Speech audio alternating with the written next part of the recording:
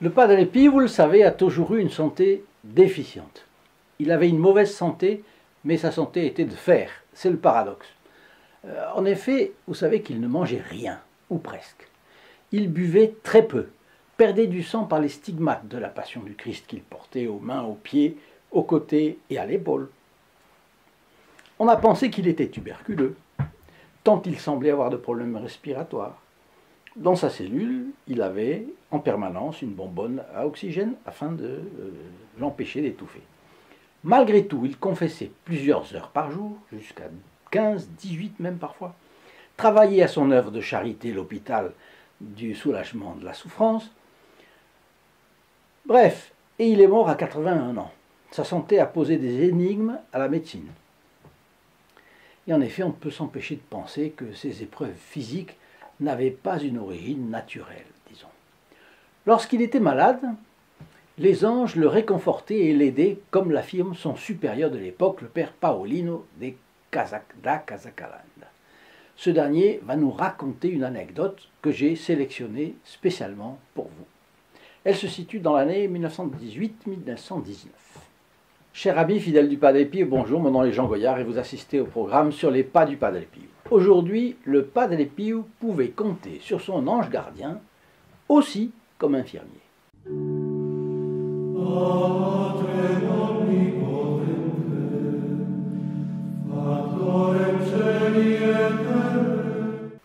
Auparavant, je vous offre de recevoir gratuitement dans votre boîte aux lettres ces photographies du Padre Pio qui vous stimuleront tout au long de l'année. Le port en est gratuit, la communication pour les commander est gratuite depuis la France métropolitaine et coûte un appel local depuis les dom-toms. Il vous suffit d'appeler le 08 05 36 08 47. Si vous habitez au Canada, composez le 1 844 398 88 67. Ceux qui habitent en France, c'est-à-dire France métropolitaine et dom-tom, et qui n'ont pas encore notre calendrier, il est possible de le recevoir aux mêmes conditions, c'est-à-dire sans frais et en téléphonant au même numéro. En fin de vidéo, je vous laisse une belle prière à l'ange gardien de Saint Louis de Gonzague. Vous savez qui était Saint Louis de Gonzague, il est mort jeune, il était fameux pour sa pureté et il était jésuite. Alors, voyons ce que nous dit le père Paolino da Casacaland. Un soir, en allant saluer le Padre Pio dans sa cellule, je lui dis « Père, je serais heureux de vous aider la nuit, surtout quand vous transpirez. Mais si vous voulez que je me réveille, envoyez-moi votre ange gardien. » Ne recevant pas de réponse, j'ai insisté. « Est-ce qu'on se comprend bien ?» Le Padre Pio a répondu « C'est d'accord. » Bien, je suis retourné au dortoir où les garçons dormaient déjà profondément. À cette époque, le couvent de San Giovanni Rotondo abritait aussi, je pense que vous vous en rappelez, le collège séraphique, c'est-à-dire les séminaristes capucins qui faisaient leurs études. Et je me suis couché. Inutile de dire que dès que je me suis retrouvé sous les couvertures, je me suis aussitôt profondément endormi, oubliant le Padre Pio, son ange gardien et les éventuelles nécessités pour lesquelles je devrais me lever pour lui. Il était minuit passé, du moins c'est ce qui m'a semblé, lorsque j'ai été secoué et j'ai émergé de mon sommeil. J'ai immédiatement pensé au Padre Pio et à mon devoir de l'aider.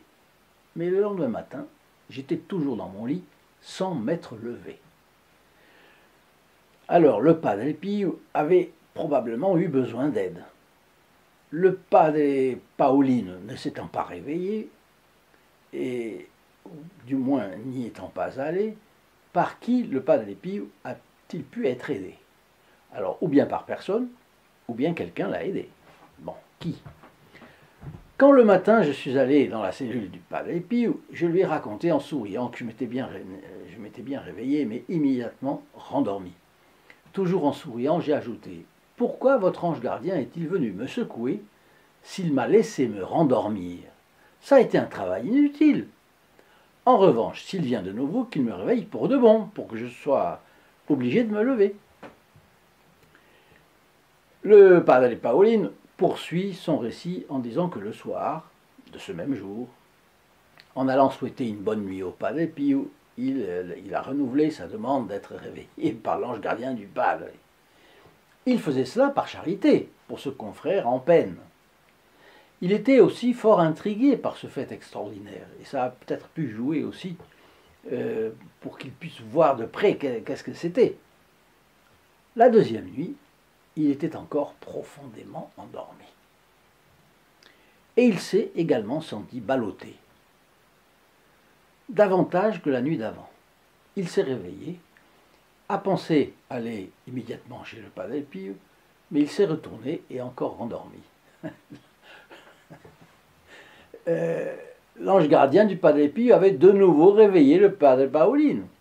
Mais une fois de plus, l'esprit avait été prompt à vouloir, mais la chair avait été faible. Vous savez, c'est ce que notre Seigneur dit dans l'Évangile pour sa passion. Donc il avait vraiment le sommeil profond. Et c'est l'ange gardien qui aura donc encore été l'infirmier vigilant du Padre Pio. C'est ça ou pas? Bon, le Padre Paolino finira-t-il par bien se réveiller et que va-t-il constater la prochaine fois? Bon, avant de répondre à la question, je vous communique une information très utile qu'il ne m'était pas venu à l'esprit de vous donner jusqu'à présent et je vous prie de bien vouloir m'en excuser.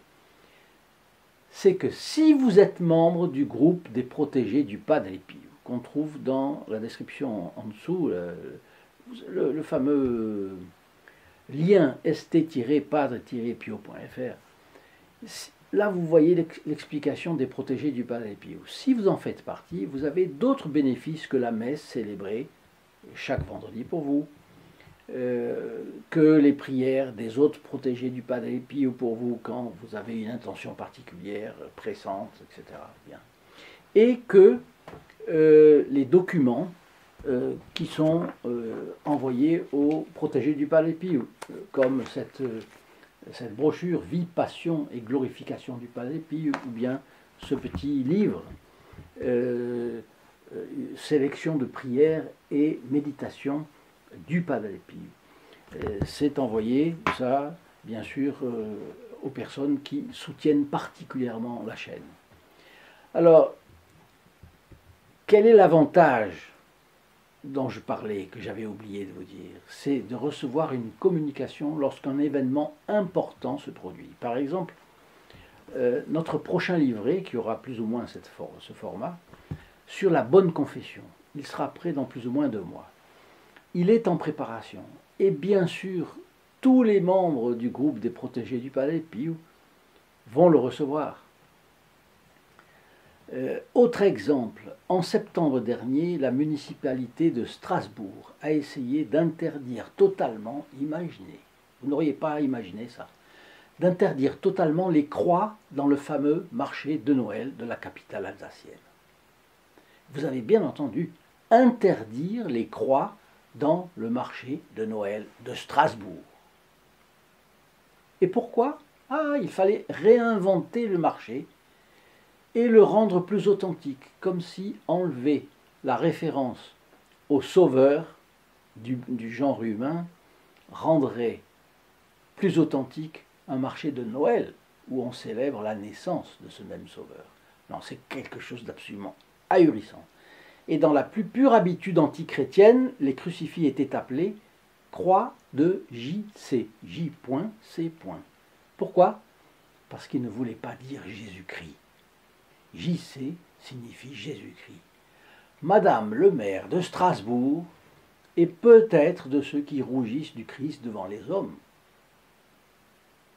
Rappelez-vous l'Évangile, en attendant que le Christ rougisse d'elle devant son Père.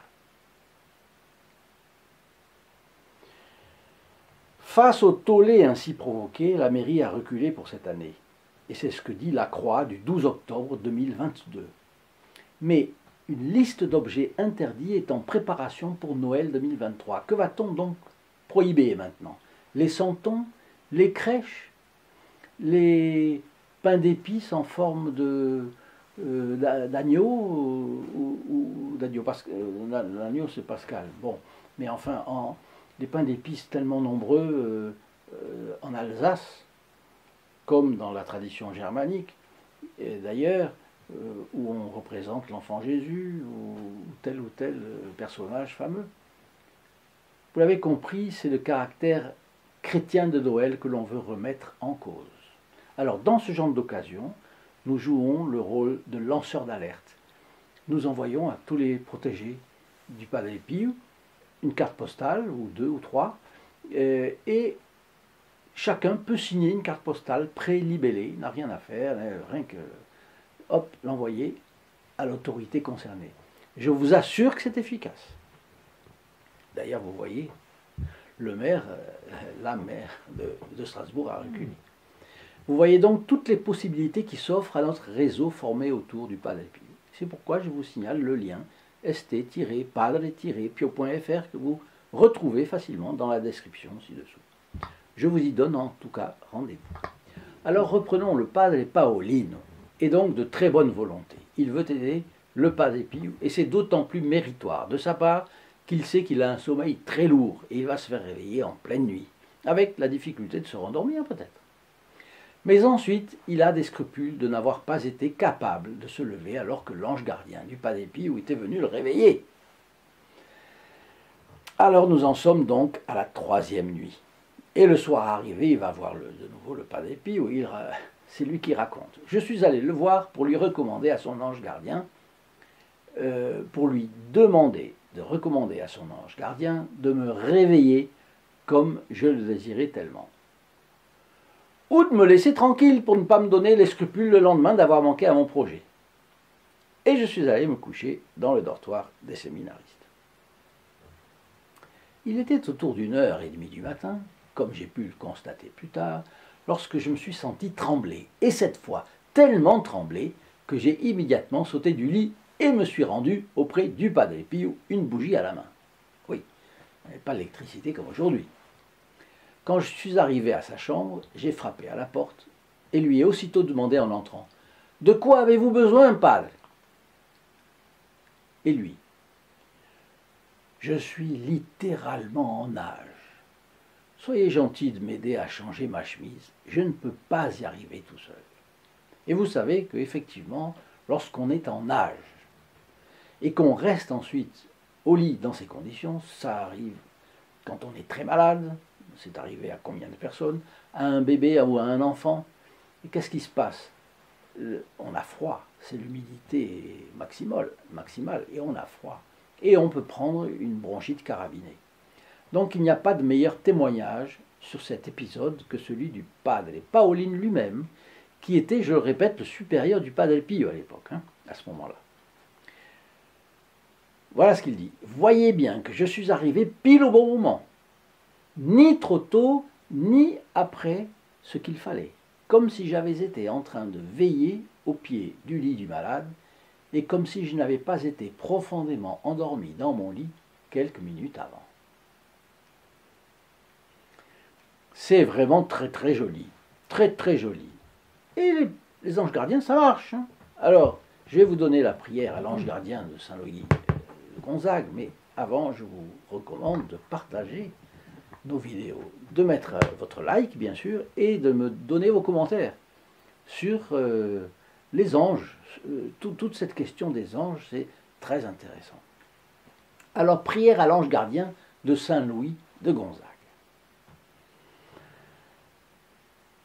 Ô anges saints et purs, vous qui vraiment bienheureux assistez continuellement à la présence divine et contemplez avec une si grande allégresse le visage de ce Salomon céleste, par qui vous avez été rempli de tant de sagesse, rendu digne de tant de gloire et orné de tant de prérogatives, vous, étoiles brillantes qui resplendissez avec tant de bonheur dans ce ciel bienheureux, infusez dans mon âme, je vous en prie, vos saintes inspirations, gardez sans tache ma vie, ferme mon espérance, irréprochable ma conduite, entier mon amour envers Dieu et mon prochain.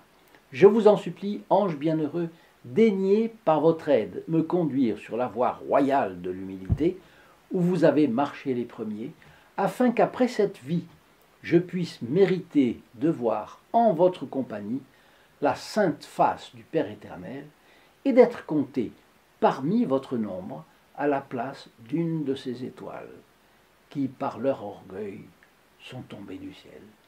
Ainsi soit-il. Cher ami fidèle du Padre Pio, je vous dis à très bientôt. Au revoir.